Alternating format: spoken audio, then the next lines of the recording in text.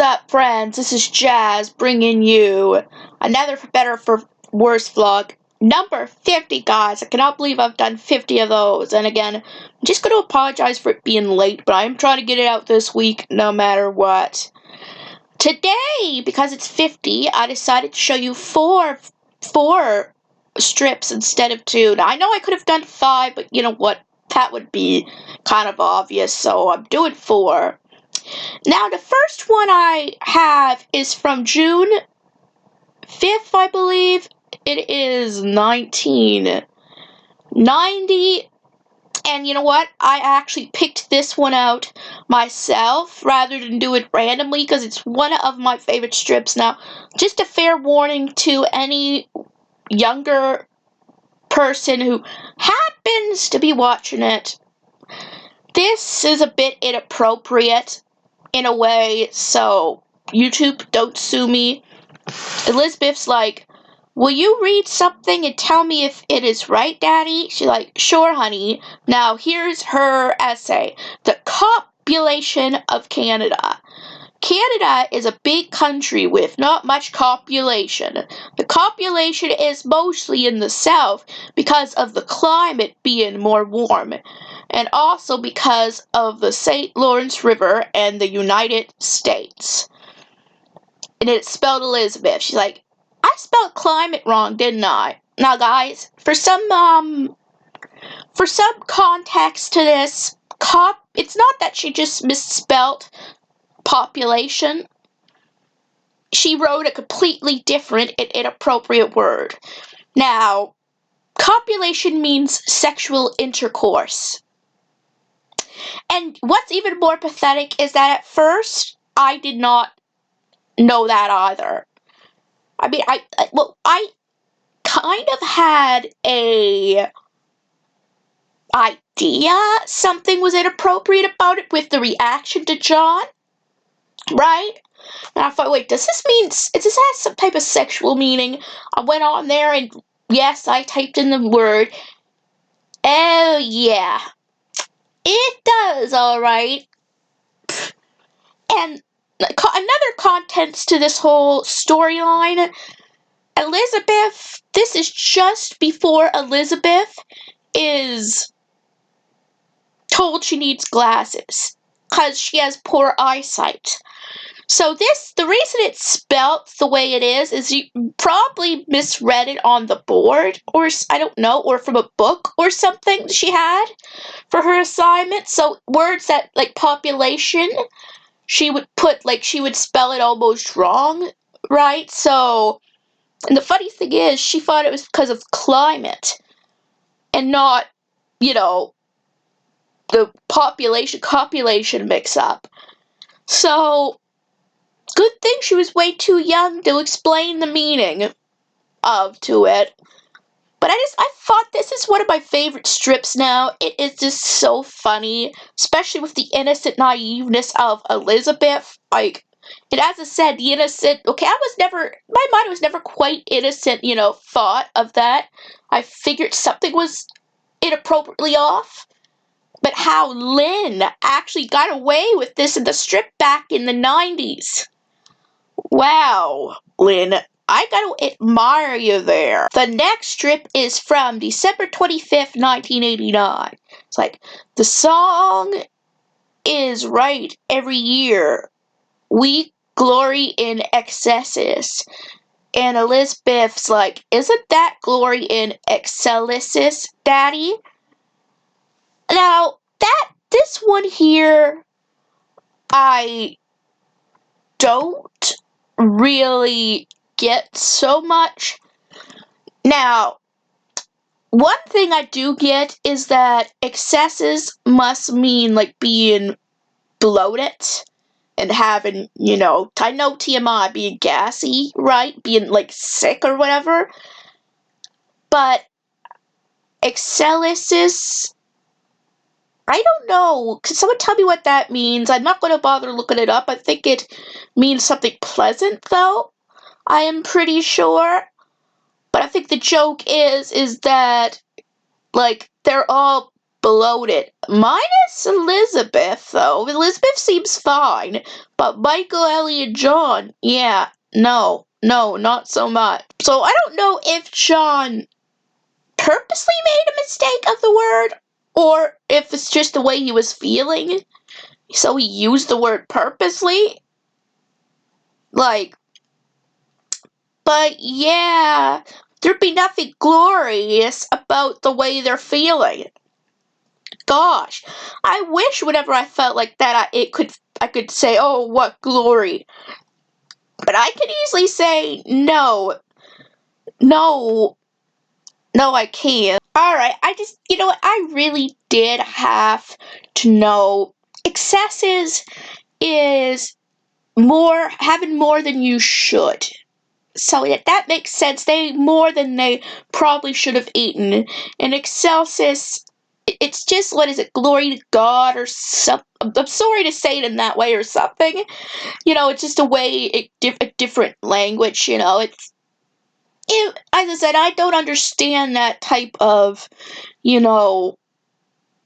not language necessarily, but partially language, but that type of the dialogue I struggle with. For me, it has to kind of just be basic for me to fully understand it. So, like the other strip, I could understand better, right? The joke in it. This one, but I do, after all this, I do understand the joke is that John is commenting how they overate. They ate more than they should have. And Elizabeth, naively, not knowing that he's saying that because he's just saying it in a way to express the discomfort from them overindulging. Her, I think, being very naive to that is correcting him by what it actually is. So I think that is the whole punchline. So I can understand it, thinking it is that way. So let's get on to the next strip. The next strip is from September 29th, 1994. Well, it's a fact, Elle. Sarah's going to have pups, and she's due around the 1st of November. Did you hear that, Farley? We're holding you responsible. Gosh, Connie, I really don't know what to say. I hope you're not angry. Angry? Ellie, I'm going to be a grandma! So, yes, this is pretty much announcing the fact that Farley is going to be a dad. He and Connie's dog Sarah, or Sierra, I think, they ended up doing, the naughty, and she ended up pregnant. Now, what else is important about this is that it is kind of, in a way, preparing for the introduction of Edgar, their second dog they have in the series. Now, that's just a little backstory. This is the backstory to the birth of Edgar. He was one of the pups in their litter. So I kind of find that exciting. But I also find it hilarious, Connie's actual reaction to it. I mean, at first it seems, oh, we're holding you responsible. Oh, well, you would think, oh, well, my dog, was vandalized by another dog. My girl was vandalized by another dog, right? And that would be a normal reaction if it wasn't planned, right? But in reality, yes, at first she sounds like, oh, well, sounds like she's acting the reasonable way. But in reality, she's actually kind of happy because technically Sarah was her child, her second child, next to Lawrence, right? And since Sarah, her child, are having pups, which is technically Sarah's children, she's going to be a grandma through that default, reasoning. And yeah, the only downside to these grandchildren is that they're often given away. They're not like human children or grandchildren that, yes, you may not see them as much as you like, but you see them when you see your children. With Connie's circumstance, they're all going to go to different homes. The only situation that is in her benefit is that Ellie, or the Pattersons, take Edgar. So she could technically see her grandson through that means. So she is kind of lucky she gets to see one of her grandpups. But if it wasn't for the fact that the Pattersons took one of the pups, she probably would have never seen any of her other grandchildren again. Right? So it's kind of weird to be excited about that, unless you were planning to keep them all. But I think you'd have to be absolutely nuts to keep a whole litter of pups. I mean, unless you were a fantastic dog trainer that used them as, a means to, to help train other dogs or whatever. Some people do keep a few dogs from their litter to go on with the generation and whatever, but as in Connie's situation, that is not the case. I mean, she got Sierra because she didn't have, a means to mother. She wanted another child, but it was Ellie who ended up with that child of being April. So Sierra became her surrogate child, in a way. And I find that hilarious, though. I mean, I don't see many people being so excited about a dog's unexpected pregnancy so much as Connie. But you know what? If everyone could have a personality like Connie in that situation,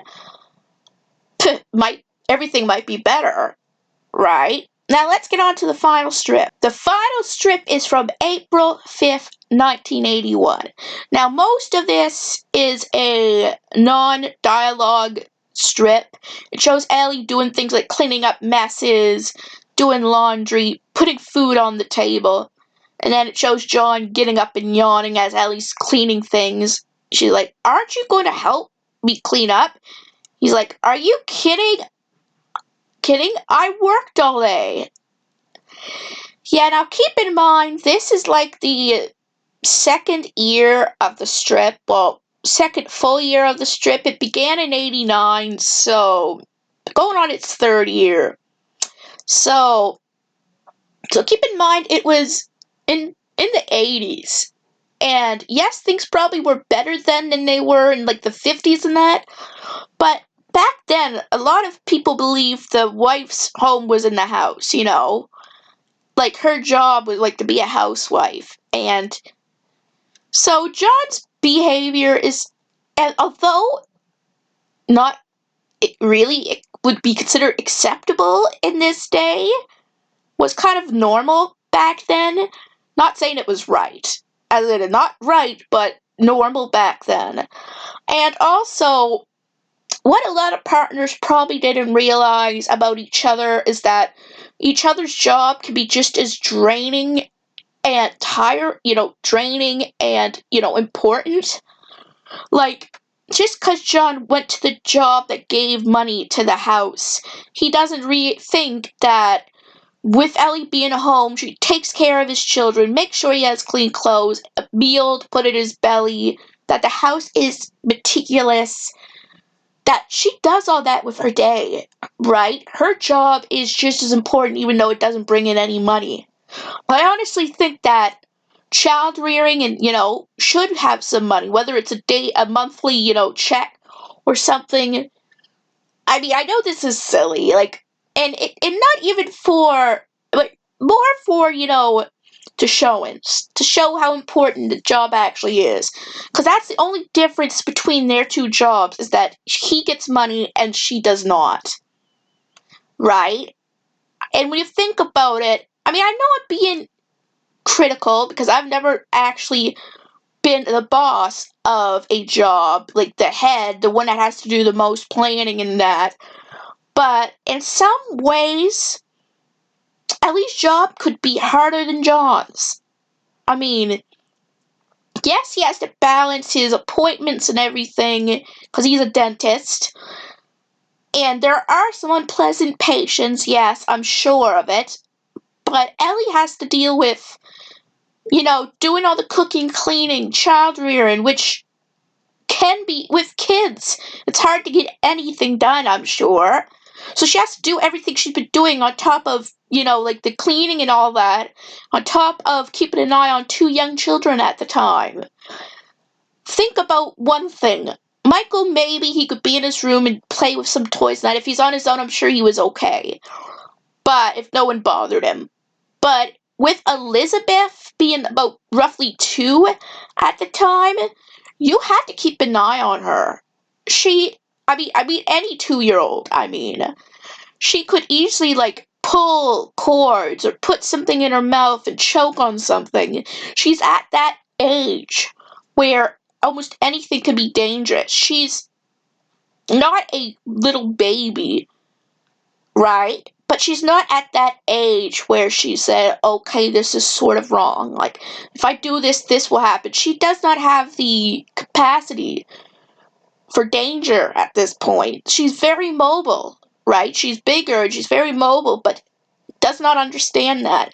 So on top of what Ellie has to do with everything else, she has to make sure Elizabeth doesn't die in every minute, right? And okay, I know that's very morbid, but I'm just saying that there's a lot of stress on Ellie.